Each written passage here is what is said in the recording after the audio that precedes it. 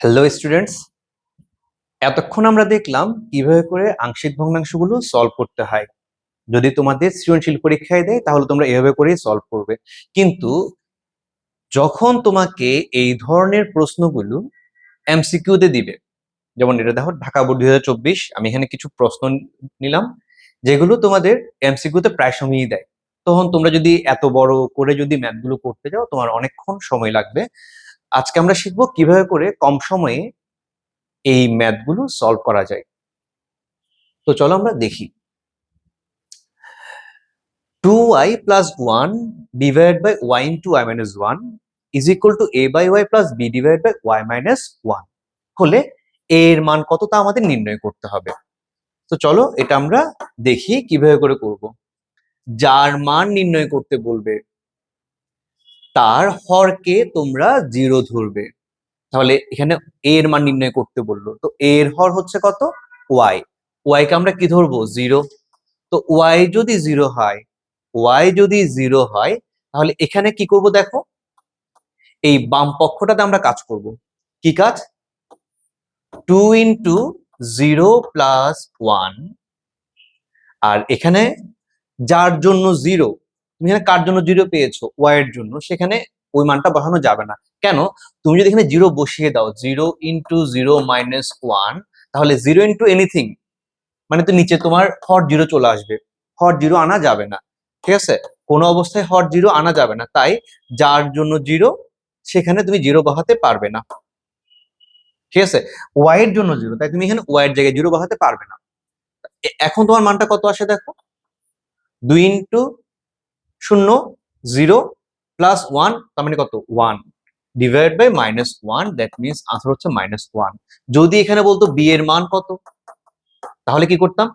যার মান বের করতে বলবে, একটাই নিয়ম, যার মান বের করতে বলবে তার হরকে আমরা কি ধরবো? 0 ধরবো। তো ওয়াই এর ওয়াই মানে বি এর মান যখন বের করতে বলবো, ওয়াই মাইনাস 1টাকে আমরা কি ধরবো? 0। ওয়াই মাইনাস 1 যদি 0 হয় তাহলে ওয়াই ইজ ইকুয়াল টু কত? 1। দ্যাট মিনস এই জায়গায় আমরা ওয়াই এর জায়গায় কি বসাবো? 1 বসাবো। এখানে ওয়াই এর জায়গায় আমরা 1 বসাবো।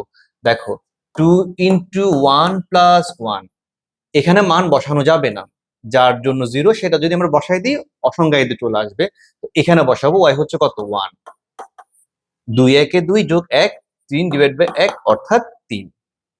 এটা হচ্ছে বি এর মান। যদি তোমাকে এ এর মান জিজ্ঞেস করে এটা, বি এর মান জিজ্ঞেস করলে এটা। এরকম আরেকটা অঙ্ক করি। এখানে কি বললো? এ এর মান নির্ণয় করো। অলরেডি ওরা এখানে দিয়ে দিয়েছে, শুধু এ এর মানটা বের করতে বললো।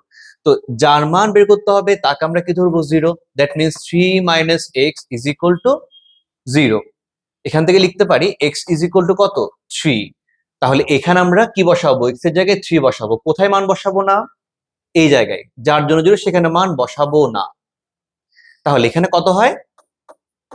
-2 ইন্টু 3, 5 ইন্টু -3, তাহলে কত দাঁড়াচ্ছে? -6 ডিভাইড বাই 2, দ্যাট মিনস -3।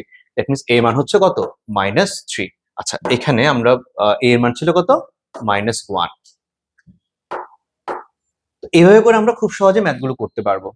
এখন দেখো আগের অঙ্কের সাথে এই অঙ্কের পার্থক্যটা কোথায়? আগের অঙ্কে তোমাকে উৎপাদকে ভেঙে দেওয়া ছিল, কিন্তু এখানে তোমাকে উৎপাদকে ভেঙে দেওয়া নেই, তোমাকে ভেঙে নিতে হবে। একটা সহজ উপায় আছে, সেটা হচ্ছে এখানে তোমার যে উৎপাদকগুলো থাকবে নিচে সেগুলোকে এখানে বসাই দিলেও হয়ে যাবে। x-2, x-3। যদি তোমার হাতে অত সময় না থাকে, দরকার কি শুধু মিউটেট ফ্যাক্টর করার, ওকে তো এখানে ভেঙে দেওয়াই আছে। এখানে বলো বি এর মান কত, যার মান বের করতে বলবে সেটা ইকুয়াল টু আমরা কি ধরবো? 0। তাহলে x-3 ইকুয়াল টু কি? 0। x ইজ ইকুয়াল টু কত হবে? 3। এখন এখানে মান বসাবো, 3 ইন্টু 3 মাইনাস 7 ডিভাইডেড বাই, এখানে মান বসানো যাবে না, 3 মাইনাস 2, এদিকে 9 7 1, দ্যাট মিনস 2 হচ্ছে আনসার। আশা করি বুঝা গেছে। এবার তোমরা আমাকে কমেন্ট করে জানিয়ে দাও এখানের এ এর মানটা কত হবে, 4 নম্বরের এ এর মানটা কত হবে। এরকম আরো কিছু অঙ্ক আছে, এটাও আশা করি পারবা। এখানে বললো আংশিক ভগ্নাংশে প্রকাশ করো, তাহলে এটা সমান কি দাঁড়াচ্ছে? এটা সমান কি দাঁড়াচ্ছে x plus 4 divide by x into x plus 2 সমান হচ্ছে এখানে যতটা রাশি এখানে ততটা পদ হবে, তাহলে এ ডিভাইড বাই এক্স এখানে হবে B divide by x plus 2।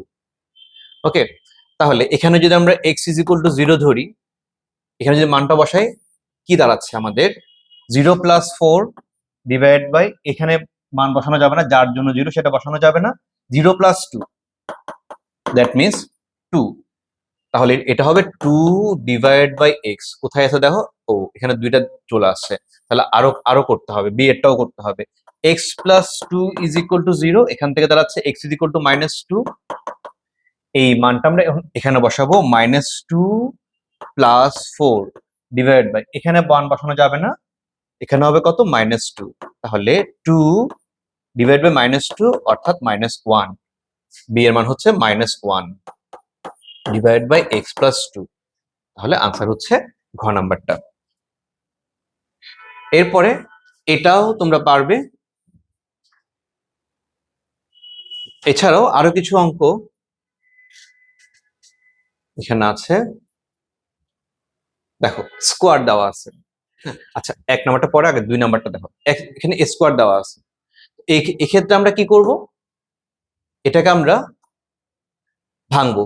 দেখো এটাকে আমরা ভাঙবো, এক্স স্কোয়ার মাইনাস 2 স্কোয়ার, এখানে হচ্ছে এক্স, তাহলে x plus 2 into x minus 2, উপরে হচ্ছে এক্স।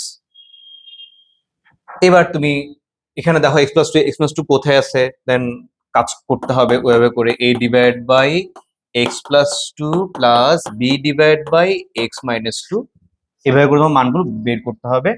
আর এখানে একটা বিষয় দেখার আছে, সেটা হচ্ছে কি, দেখো পাওয়ার সেম, পাওয়ার যদি সেম হয় আমরা জানি মূলদ ভগ্নাংশের ক্ষেত্রে কি করতে হয়, পাওয়ার যদি সেম হয় বা লবের পাওয়ার যদি বেশি হয়, লব হরের মাত্রা যদি সেম হয় অথবা লবের মাত্রা যদি বেশি হয়, সেক্ষেত্রে আমার কি করতে হয়, লবের মুখ্য পদ, লাল কলম নিয়ে, লবের মুখ্য পদ ডিভাইডেড বাই হরের মুখ্য পদ করতে হবে। সেক্ষেত্রে কি আসবে 1 প্লাস বাকি অংশটা তোমার এখানে খুঁজে, এবং ওইভাবে করে যে কাজটা দেখালাম, এক্স প্লাস এ ইন্টু এক্স মাইনাস এ, এভাবে করে তোমার মানগুলো বের করতে হবে। এটাও সেম অঙ্ক, এগুলো তুমি চাইলে বাসায় তোমার খাতায় নোট করে রাখতে পারো। এইগুলো থেকেই তোমাদের এমসিকিউ যদি আসে তুমি সহজে কম সময়ে আনসার করতে পারবা। ঠিক আছে, থ্যাংক ইউ।